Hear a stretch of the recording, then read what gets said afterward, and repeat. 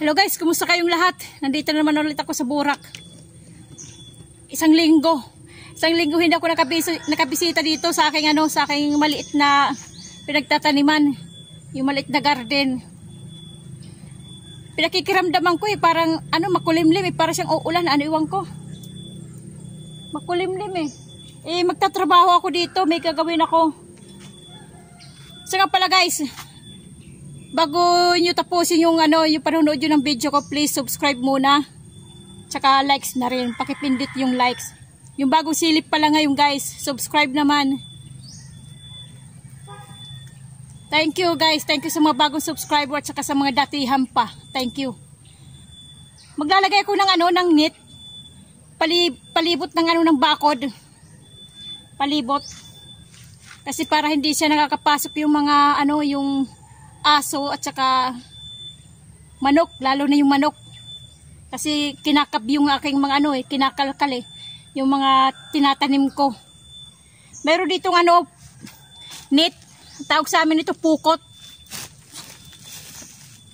To, binili to sa online.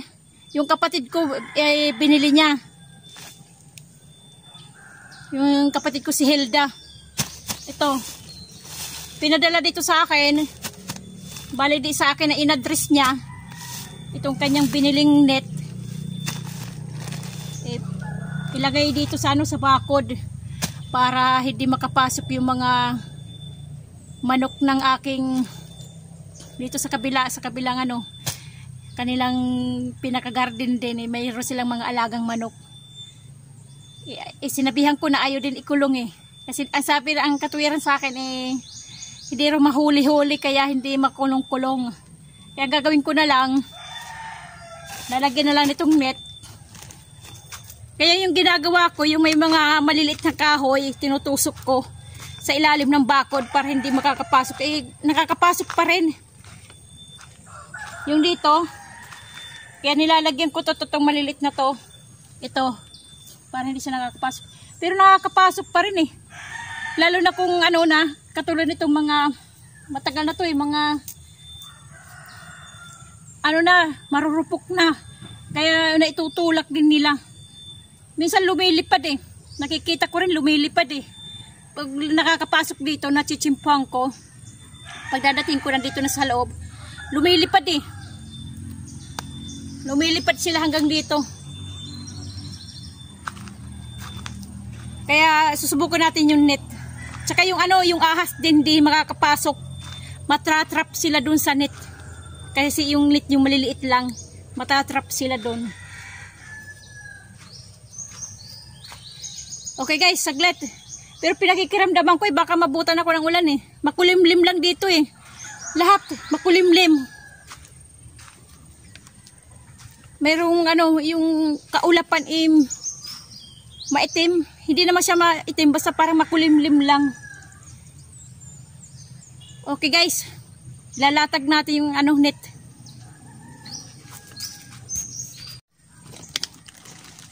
Ito yung kanyang hitsura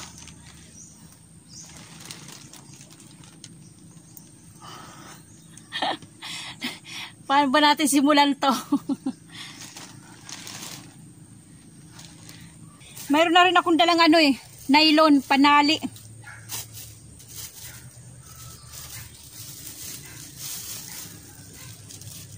Panali siya. Maggugupit tayo. Saglit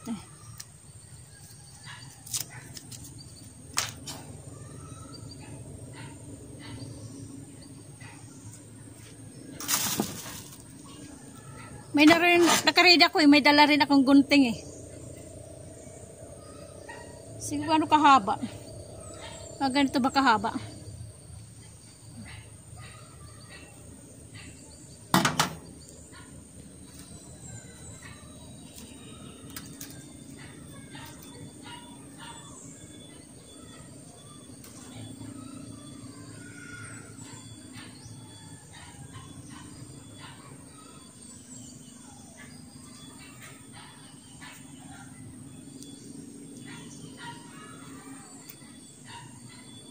Magro-rolyo tayo.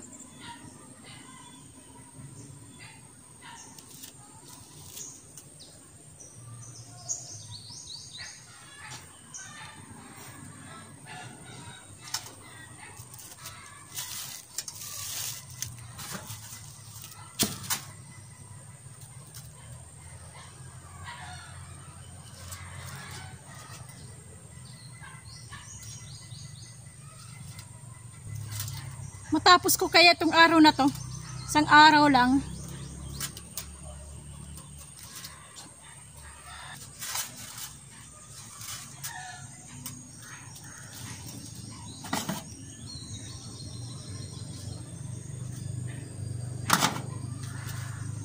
Tapos, gugupitin natin dito. Ay, hindi. Saan ba? Kasi nandito yung ano, nandito yung dulo eh. Dito natin gugupitin eh. Yan. Yan. See? Panali na tayo.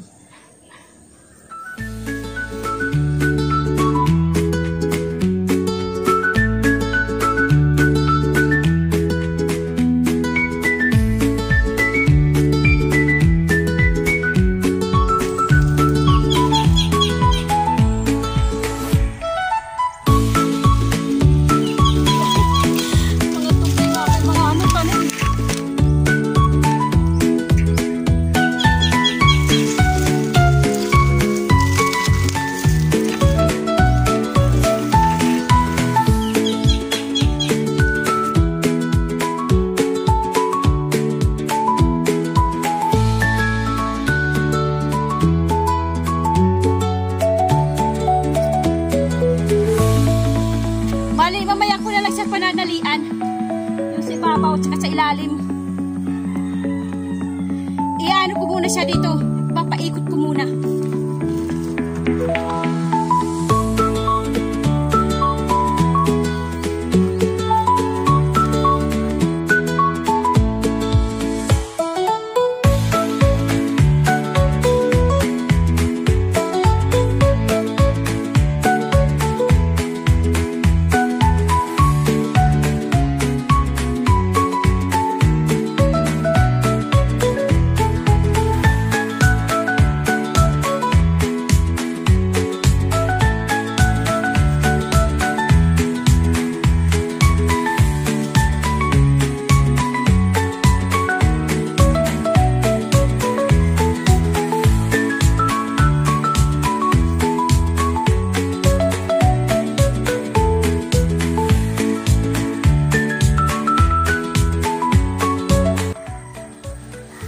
Ano ko yung mga patula ko dito na sila kakapit pag umakyat yung patula kasi matatakpan yung ano yung cyclone wire eh. Bali dito na sila kakapit sa net. Tawag sa amin ito pukot eh. Sa Waray tawag sa amin ito pukot. Ewan ko sa inyo guys, saan man kayo sa lugar nyo kung anong tawag sa inyong itong net na to. Basta sa amin dito sa Canaved pukot. Ginagamit sa pangingisda. Kaya dito, ano natin, huhulihin natin yung manok. Tsaka yung ahas, aso. Ewan ko lang kung makapasok pa. Malamang yung ano, yung mga manok. Kasi lilipad lang yan eh. Makakapasok pa rin. Yung ahas, aso, hindi na siguro. Tao, ewan ko lang kung makapasok pa tulad nung ninako yung aking pinya. Ewan ko lang kung makapasok. Pero siyempre, kahit anong paraan yan, basta magnanakaw lang, kahit ano pa yan, mapapasok at mapapasok pa rin yan.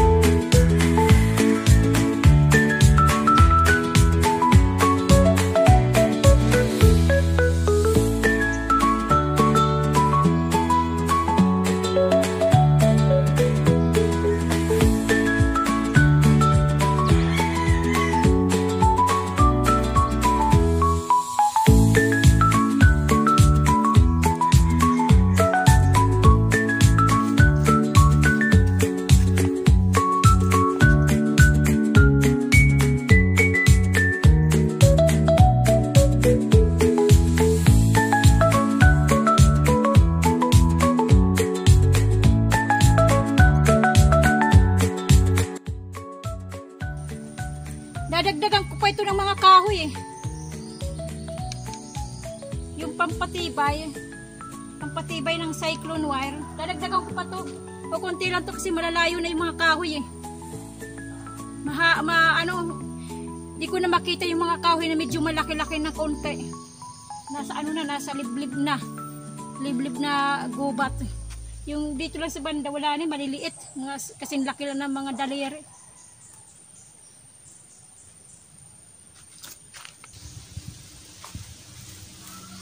Matagal magtali kasi makuti. Madami.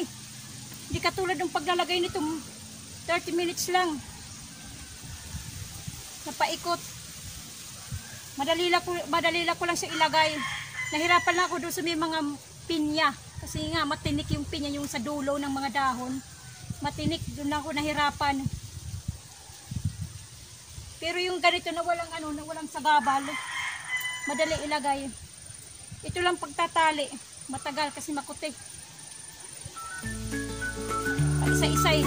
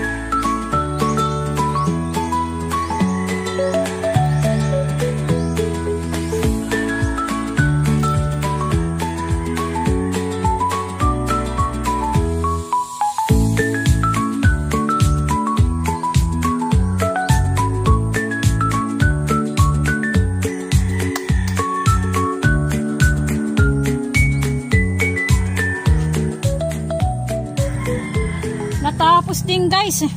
Matagal lang pagtatali. Yung tatalian dito. Si babaw. Tagal lang. Maglalagay pa ako dito ng mga kahoy. Ganito dito. Magdadagdag ako ng mga kahoy para matibay. Ayan. Maganda na tingnan guys. Puro puro pukot. Puro net. Palibot hanggang doon. Ayan, nakikita nyo dyan guys, yung green. Yung green na yan. Yan, paikot na yan. Punta doon. Bali, na ko na lang sa ilalim. Yung sa ilalim dito. Lalagyan ng pang-ipit. Yung sa ilalim dito. Yan dito sa ilalim. Lalagyan mga pang-ipit. Ayan, pupunta doon. Iipitan natin. Gagawa tayo ng ano ba?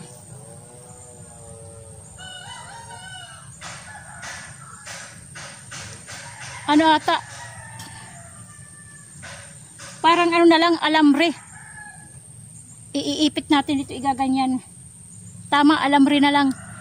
Pero hindi natin matatapos ngayon kasi nga wala akong wala akong plies pang putol ng alambre. Yun na lang iipit natin, yung parang bang nakaganyan, para bang siyang ipin nakaganyan o para siyang tinidor. Iipit natin ganyan. Yun na lang gagawin natin, guys. Okay.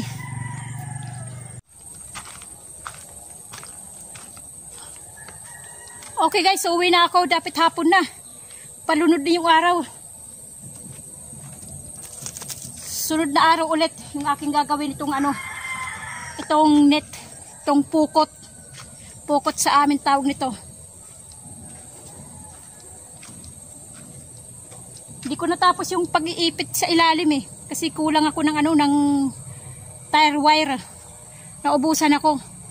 Kasi yung ginamit ko yung natitira pa dito. Eh wala ako dalang plies, kaya sunod na araw babalikan ko yung aking aking mani. I-harvest na to eh, may laman na to eh, okay na yung laman, gulang na, pag harvest na lang yan yung mani na yan. Okay guys, huwag nyo kalimutan mag subscribe at saka likes na rin. Okay. Thank you sa inyong lahat. Tapusin yung kanyang panonood ha. Tapos likes. Ulit-ulit na lang no. Okay. Bye-bye. God bless sa ating lahat.